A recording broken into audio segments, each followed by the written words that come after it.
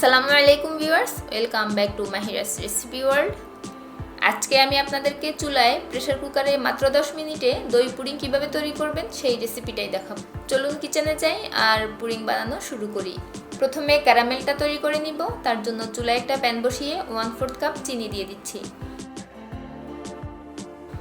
সাথে দিয়ে দিচ্ছি 1/4 কাপ পানি। ক্যারামেল হতে একটু সময় লাগে, 5 থেকে 6 মিনিট পরে দেখবেন চিনি গলে হালকা গোল্ডেন কালার হয়ে এসেছে। তখন একটা হ্যান্ড হুইস্ক দিয়ে নেড়ে দিব যাতে সব দিক থেকে সমানভাবে কালার আসতে পারে।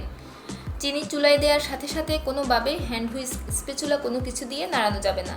প্রায় 8 থেকে 9 মিনিটের মাথায় ক্যারামেলটা প্রায় হয়ে গিয়েছে। এখন প্যানের হ্যান্ডেলটা ধরে নেড়ে দিব আর কালারটা আরেকটু গাঢ় হওয়া পর্যন্ত অপেক্ষা করব।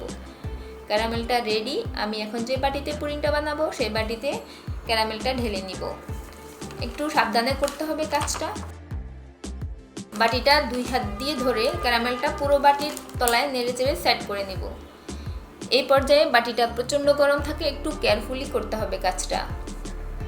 এখন ক্যারামেল ছড়ানো বাটিটা ঠান্ডা হওয়া পর্যন্ত আমি পুডিংয়ের বাকি প্রিপারেশনটা করে নিব। একটা বাটিতে প্রায় 3/4 কাপ টক দই নিয়ে নিচ্ছি। দইটা আমি 1 ঘন্টা একটা স্ট্রেনারে রেখে দইয়ের মাঝে যে এক্সট্রা পানি থাকে সেটা জড়িয়ে নিয়েছি। এখন একটা হ্যান্ড হুইস্কের সাহায্যে দইটা ভালোভাবে ফেটে নিব। আপনারা চাইলে এখানে হালকা মিষ্টি যে দইটা পাওয়া যায় সেটাও ইউজ করতে পারেন।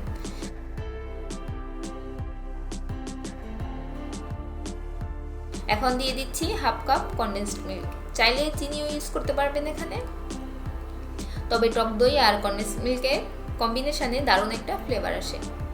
টক দইয়ের সাথে কনডেন্সড মিল্কটা ভালোভাবে মিশিয়ে নিয়েছি। এখন দিয়ে দিচ্ছি আগে থেকে জাল করে রাখা 1 কাপ ঘন দুধ। আজকে আমি 4টা ডিম দিয়ে পুডিংটা বানাবো, তাই ডিমগুলো এক এক করে ভেঙে বাটিতে নিয়ে নিব আর খোসাটা ফেলে দিব। আমি এখানে 500 ml দুধকে জাল দিয়ে 240 ml করে নিয়েছি। দুধটা যত ঘন হবে পুডিংটা তত বেশি টেস্টি হবে।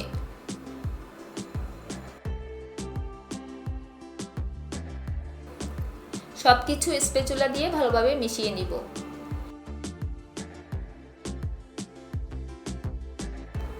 এখন দিয়ে দিচ্ছি 4-5 ড্রপ ভ্যানিলা এসেন্স। এতে করে ডিমের যে ফ্লেভার থাকে সেটা চলে যাবে। এসেন্সের কারণে সুন্দর একটা ফ্লেভার আসবে। এসেন্সটা মিশিয়ে নিয়েছি। ক্যারামেল সেট করে রাখা বাটিতে একটা স্ট্রেনার বসিয়ে ডিম দুধের মিশ্রণটা ঢেলে ছেঁকে নিব। অবশ্যই মিশ্রণটা ছেঁকে নিতে হবে, এতে করে ডিম দুধের মিশ্রণের মধ্যে কোনো লাম্পস থাকলে সেটা স্ট্রেনারে আটকে যাবে এবং মসৃণ একটা পুডিং তৈরি হবে। এখানে আমি প্রেসার কুকারে একটা স্ট্যান্ড বসিয়ে 1 কাপ পানি দিয়ে দিচ্ছি। পুডিংয়ের মিশ্রণ ঢেলে রাখা বাটিটা ঢাকনা লাগিয়ে প্রেসার কুকারে স্ট্যান্ডের উপর বসিয়ে দিব। প্রেসার কুকারের ঢাকনাটা বন্ধ করে দিব।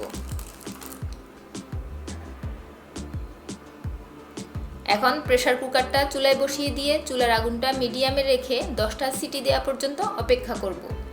এই 10টা সিটি দিতে 10 থেকে 12 মিনিট সময় লাগবে। এরপর চুলার আগুনটা বন্ধ করে প্রেসার কুকারটা চুলার উপরে রেখে দিব প্রেসার কুকার থেকে সম্পূর্ণ বাষ্প বের হওয়া পর্যন্ত। প্রায় 25 মিনিট পর আমি চুলা থেকে নামিয়ে প্রেসার কুকারটা নিয়ে আসলাম। এখন প্রেসার কুকারের ঢাকনাটা খুলে নিব।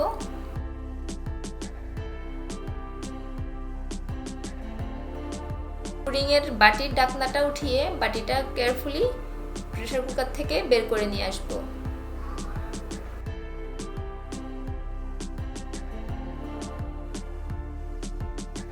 এখন পুডিংটা ঠান্ডা হওয়া পর্যন্ত অপেক্ষা করব। পুডিংটা নর্মাল টেম্পারেচারে আসার পর চিলারে রেখে দিব 1 ঘন্টার জন্য, যাতে পুডিংটা সেট হতে পারে।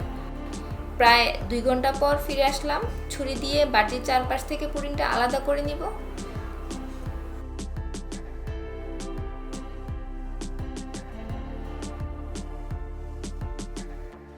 বাটিটার উপরে একটা প্লেট বসিয়ে বাটিটা উল্টিয়ে পুডিংটা প্লেটে ঢেলে নিব।